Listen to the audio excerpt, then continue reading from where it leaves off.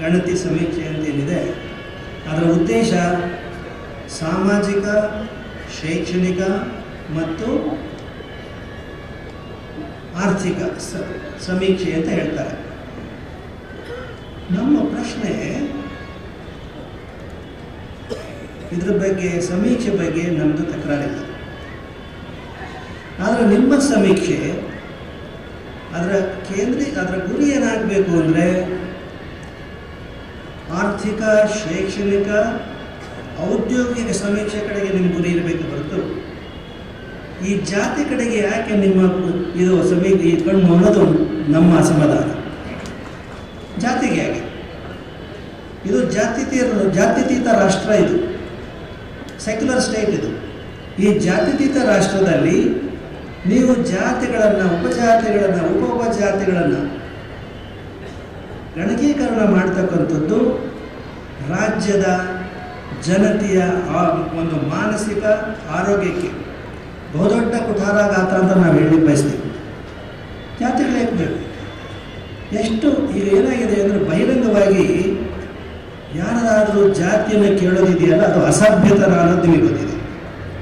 ರೈಲಿನಲ್ಲಿ ಪ್ರಯಾಣ ಮಾಡುವಾಗ, ಬಸ್ನಲ್ಲಿ ಪ್ರಯಾಣ ಮಾಡುವಾಗ ಎದುರು ಬದ್ರು ಕೂತಿರ್ತಕ್ಕಂಥವ್ರು ನಿಮ್ಗೆ ಒಳಗೆ ಮನಸ್ಸಿರುತ್ತೆ ಇವ್ರು ಯಾವ ಜಾತಿಯರು ಅಂತಂದು ತಿಳ್ಕೋಬೇಕು ಅಂತ. ಅದು ಯಾರೋ ಬಹಿರಂಗ ಕೇಳಲ್ಲ. ನಿಮ್ಮ ಹೆಸರೇನು? ಅಲ್ಲಿಂದ ಶುರು ಮಾಡ್ತಾರೆ, ಗೊತ್ತಾಗಲ್ಲ ಅವ್ರು ಯಾವ ಜಾತಿ ಅಂತ. ನಿಮ್ಮಪ್ಪನ ಹೆಸರೇನು? ನಿಮ್ಮಮ್ಮನ ಹೆಸರೇನು? ಯಾವ ಊರವರು?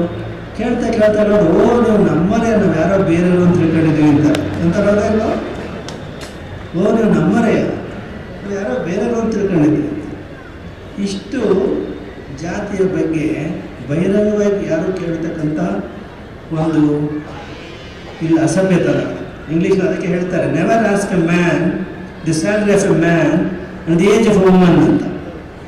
ಗಂಡಸರ ಸಂಬಳ ಎಷ್ಟು ಅಂತ ಕೇಳಬಾರ್ದಂತೆ, ಹೆಣ್ಣು ಮಕ್ಕಳ ವಯಸ್ಸು ಎಷ್ಟು ಅಂತ ಕೇಳಬಾರ್ದಂತೆ.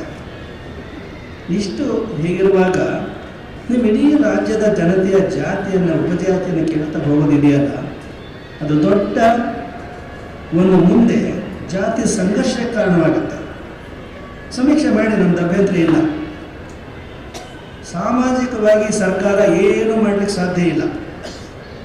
ಸಾಮಾಜಿಕವಾಗಿ ನಾವು ಸಮೀಕ್ಷೆ ಮಾಡ್ತೀವಿ ಅಂತ ಹೇಳ್ತಿರಲ್ಲ, it is highly impossible. I tell you, ಬಸವಣ್ಣವ್ರು ಮಾಡಿದ್ರು ಅದನ್ನು. ಸಮೀಕ್ಷೆ ಮಾಡಲ್ಲ, ನೋಡಿದ ಅಧ್ಯಯನ ಮಾಡಿದ್ರು. ಮಾಡಿ ಮೇಲಾಗಬಲ್ಲೆನು ಕೀಳಾಗಬಲ್ಲದೆ, ಕೀಳಿಂದಲ್ಲದೆ ಹಯನ ಕರೆಯುವುದೇ, ಮೇಲಾಗಿ ನರಕದೊಳು ಓಲಾಡಲಾರೆನು, ನಿಮ್ಮ ಪಾದಕ್ಕೆ ಕೀಳಾಗಿರಿಸು ಕೂಡದ ಸಂಘ ನಡೆಯುವ ಅಂತ ಹೇಳ್ತಾರೆ. ಅವರು ಜಾತಿಯಿಂದ ಅವರಿಗೆ ಯಾವುದೇ ತೊಂದರೆ ಇರಲಿಲ್ಲ. ಬಸವಣ್ಣವರಿಗೆ ಅವರು ಬ್ರಾಹ್ಮಣರು ಜಾತಿಯಿಂದ ಮೇಲ್ವರ್ಗಕ್ಕೆ ಸೇರಿದವರು. ಯಾವುದೇ ಅವರಿಗೆ ಸಾಮಾಜಿಕವಾಗಿ ಯಾವುದೇ ತೊಂದರೆ ಇರಲಿಲ್ಲ ಅವರಿಗೆ.